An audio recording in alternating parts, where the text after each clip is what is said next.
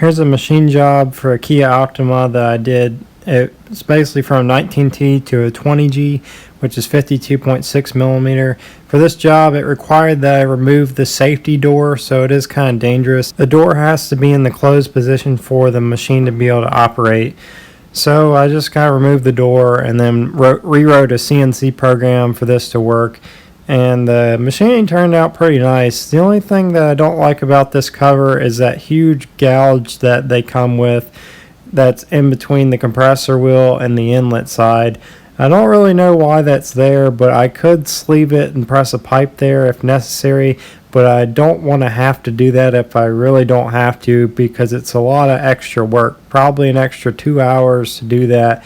And it really doesn't take that long just to machine out the compressor housing. Besides, I had to write a CNC program and all that.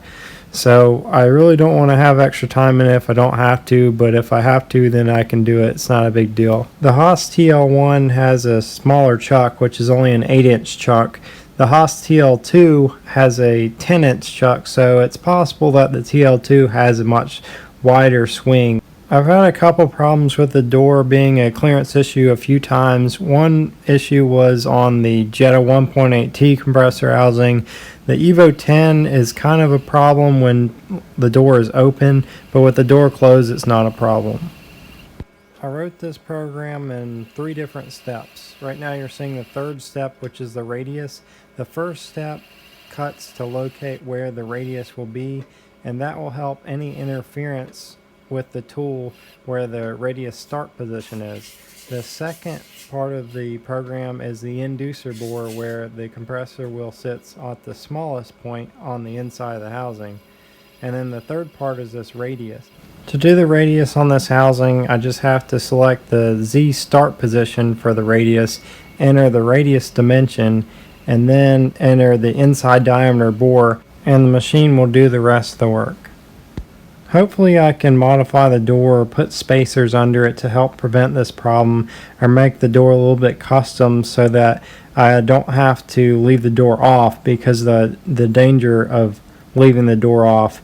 Sometimes, especially when I've done so many, I know anything can happen. One time I had the tool break when I was manually machining a part, and when it did that, it caught the housing itself and ripped that off the machine and bent one of the chucks really bad and ripped the bolts out of the chuck itself, which is kind of crazy. When things like that happen, I develop a sense of seeing things before they happen. I think this is the same turbo used on some of the Genesis models because it has a Hyundai symbol on it. This is originally a TD04 turbo. It's like a TD04 HL shaft or something like that, but it's a different variation of it. So we can use our TD04 HL 9 blades in it, and then we can upgrade the compressor wheel to a 50mm or a 52mm 20G compressor wheel. If you want to see more of this turbo build, I'll make another video called Kia Optima Turbo Upgrade, and I'll give you more details about this build and what I did with it.